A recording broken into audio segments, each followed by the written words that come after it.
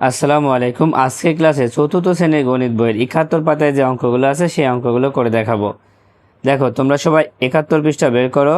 ১ নম্বর দিয়ে লেখা আছে ডান পক্ষ ও বাম পক্ষ আলাদাভাবে হিসাব করে খালি ঘরে প্রতীক বসায়। এখানে যে অঙ্কগুলো আছে এই অঙ্কগুলোকে আমরা ডান পক্ষকে আলাদাভাবে হিসাব করব এবং বাম পক্ষকে আলাদাভাবে হিসাব করব। হিসাব করে তারপরে আমরা প্রতীক বসাবো।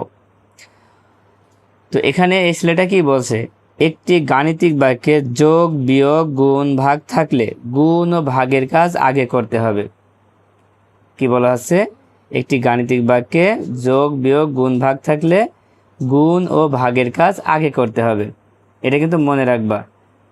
আমরা এখন এই ১ নম্বর অঙ্কটা করব। দেখো, ১ নম্বরের এই খালি ঘরের এই প্রথম যেটা আছে এটাকে আমরা বাম পক্ষ বলি, আর পরে যেটা আছে এটাকে আমরা ডান পক্ষ বলি। তো প্রথমে বাম পক্ষ দিয়ে এখানে আমরা তুলে নিলাম অঙ্কটা। কি লেখা আছে, ৭ যোগ ৩ গুণ ৬। তো এখন যোগ আর গুণ আছে, তাহলে কার কাজ আগে করতে হবে? দেখো, যোগ আর গুণ থাকলে গুণের কাজ আগে করতে হবে। যদি গুণের কাজ আগে করি তাহলে ৭ যোগ আগে লিখে নিতে হবে। ৭-এর পরে যে যোগ আছে লিখে নেব। ৭ যোগ, এবার গুণ করে ফেলো। ৩ আর ৬ গুণ করলে ৩ ৬ ১৮ হয়। এখানে ১৮ লিখে দাও। এবার ৭ আর ১৮ যোগ করতে হবে। ৭ আর ১৮ যোগ করলে ২৫ হবে। কত হবে? ২৫ হবে। দেখো, বাম পক্ষ হলো ২৫। এবার ডান পক্ষ দিয়ে এটা তুলে নিব। দেখো, ডান পক্ষ দিয়ে এখানে তুলে নেওয়া হয়েছে। নেওয়ার পরে এখন দেখো ৭ যোগ ৩ গুণ ৬। এখানে যোগ এবং গুণ থাকার কারণে আমরা জানি গুণের কাজ আগে হবে, কিন্তু এখানে গুণ থাকলেও আমরা যোগের কাজ আগে করব, কারণ বন্ধনীর মধ্যে যোগ আছে। এবার ৭ আর ৩ যোগ করলে কত হয়? ৭ আর ৩ যোগ করলে হবে হচ্ছে ১০। যেহেতু এটা আগে আছে আগে করতে হবে। ৭ আর ৩ ১০। এবার এই গুণ চিহ্ন দিয়ে এই ৬ লিখে দিলাম। এবার ১০ আর ৬ গুণ করো। ৬ ১০-এ ৬০। দেখো, একটা হয়েছে ২৫ আর একটা হয়েছে ৬০। এখন এখানে কত লিখবা? দেখো, প্রথমটাই লিখবা হচ্ছে ২৫, তারপরটাই লিখবা হচ্ছে ৬০। কোন প্রতীক বসাবা? এখন এখানে কিন্তু কোনো প্রতীকের নাম উল্লেখ করি নাই, আমরা যে কোনো প্রতীক বসাতে পারি। দেখো, এখানে বসাতে পারি ২৫ আর ৬০ সমান ৯, তার মানে আমরা দিতে পারি যে সমান ৯, তাও দিতে পারি। আবার তোমরা এখানে দিতে পারো যে ২৫ ৬০ অপেক্ষা ছোট। প্রথমটা যেহেতু ছোট, তাহলে আমরা এইভাবে ছোট প্রতীক বসাতে পারি। এটা কিন্তু ছোট প্রতীক। আবার আরেকটা প্রতীক বসাতে পারি কি, বড় ৯। এই ২৫ ৬০ থেকে বড় ৯, তার মানে আমরা এই চিহ্নটা দিয়ে এইভাবে কেটে দিতে পারি। এই তিনটার মধ্যে যে কোনো একটা চিহ্ন বসালেই কিন্তু হয়ে যাবে। তো এখানে আমরা সবথেকে সহজ যেটা সেটাই বসাবো, তো সমান ৯।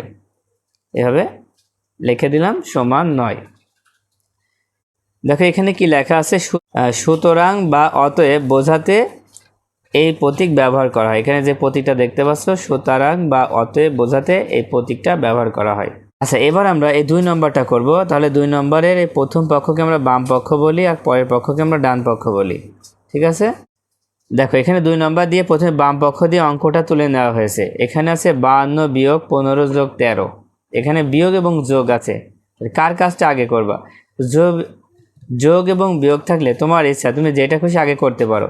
আচ্ছা, আমরা এখানে প্রথমটাই আগে করি, যেমন ৫২ থেকে ১৫টা বিয়োগ করে ফেলি। ৫২ থেকে ১৫ বিয়োগ করলে কত হতে পারে? দেখো, প্রথমে এই ৫ দিয়ে আমরা এই ২কে বিয়োগ করব। ২কে আমরা কত ধরবো?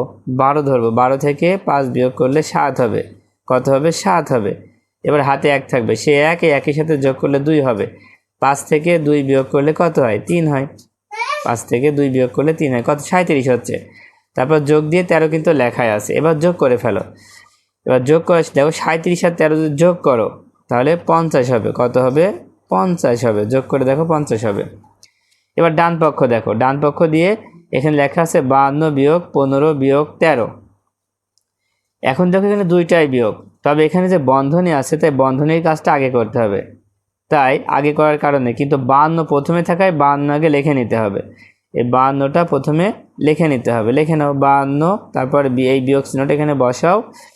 এবার ১৫ থেকে ১৩ বিয়োগ করলে ২ হবে। ১৫ থেকে ১৩ বিয়োগ করলে কত হবে? ২ হবে। এবার ৫২ থেকে ২ বিয়োগ করলে কত হয়? ৫০ হয়। দেখো, বাম পক্ষ ৫০ হয়েছে, ডান পক্ষ ৫০ হয়েছে। তাহলে দুইটাই কিন্তু সমান, তাই লিখবা এখানে ৫০, এখানেও ৫০, তার মানে মাঝখানে সমান চিহ্ন হবে। যেহেতু দুইটাই সমান তাই সমান চিহ্ন হবে।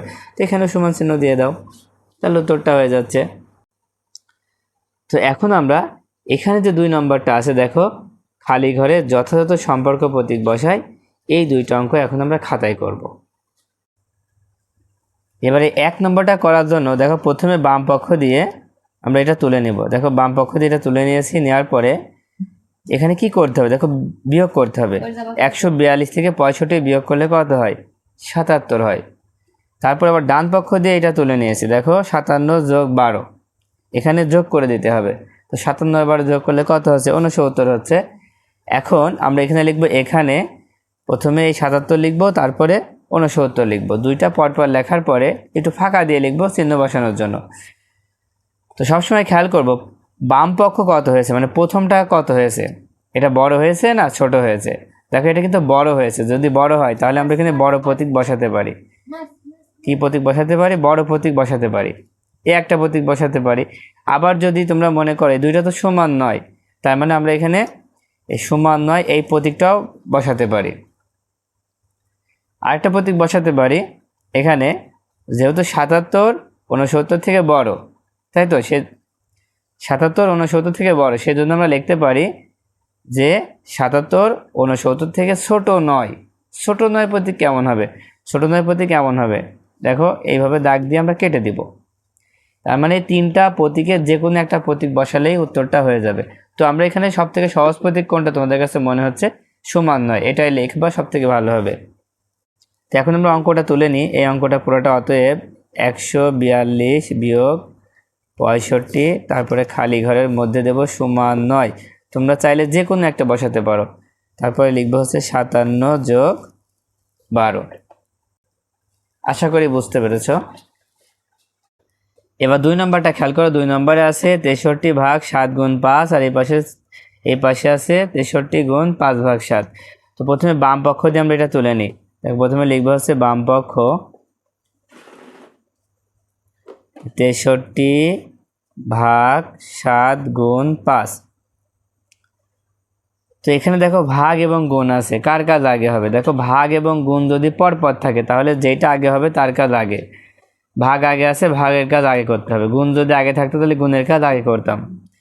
তো এখন ভাগ আগে আছে, ভাগের কাজ আগে করব। তো 63কে 7 দিয়ে ভাগ করলে কত হয়, দেখো 7 নাম 63, 9 হচ্ছে। তো এখানে 9 লিখে দাও, তারপরে গুণ চিহ্ন দিয়ে এই 5 বসায় দাও। এবার গুণ করে দাও, 5 নাম 45। তো বাম পক্ষ আমরা কত পেয়েছি, 45 পেয়েছি। এবার ডান পক্ষ করব। দেখো ডান পক্ষ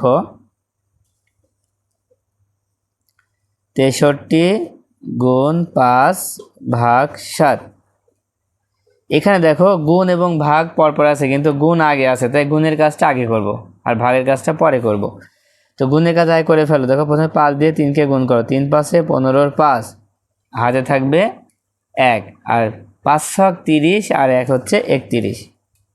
কত হচ্ছে, 315 হচ্ছে। তারপর ভাগ দিয়ে লিখবো হচ্ছে 7। এবার 7 দিয়ে 315কে ভাগ করতে হবে। আচ্ছা আমরা এখানে ভাগ করছি, দেখো 7 দিয়ে 315কে ভাগ করব, কত হয়। 7 দিয়ে প্রথমে ভাগ করব কাকে, 3কে ভাগ করা যাচ্ছে না, তাই 31কে ভাগ করব। কতবার যেতে পারে, দেখো 4 বার যায়, 4 7 28, বিয়োগ করলে 3 হয়, আর এই 5 নামায় দাও। এবার দেখো 5 7 35, কত হলো, এটা হচ্ছে 45। কত হলো, 45। 315কে 7 দিয়ে ভাগ করলে কত হচ্ছে, 45 হচ্ছে। দেখো এখানেও 45, এখানেও 45, দুইটা তো সমান হয়ে গেছে, তাই লিখবো এখানে 45, এখানেও 45, তাই লিখবো হচ্ছে সমান। কি চিহ্ন দেবো, কি প্রতীক বসাবো, সমান প্রতীক বসাবো। তো অতএব 63 ভাগ 7 গুণ 5, তারপরে খালি ঘরের ভিতর সমান চিহ্ন দিয়ে লিখবো 63 গুণ 5 ভাগ 7। তো আশা করি তোমরা এই অঙ্কগুলো খুব ভালোভাবে বুঝতে পেরেছো।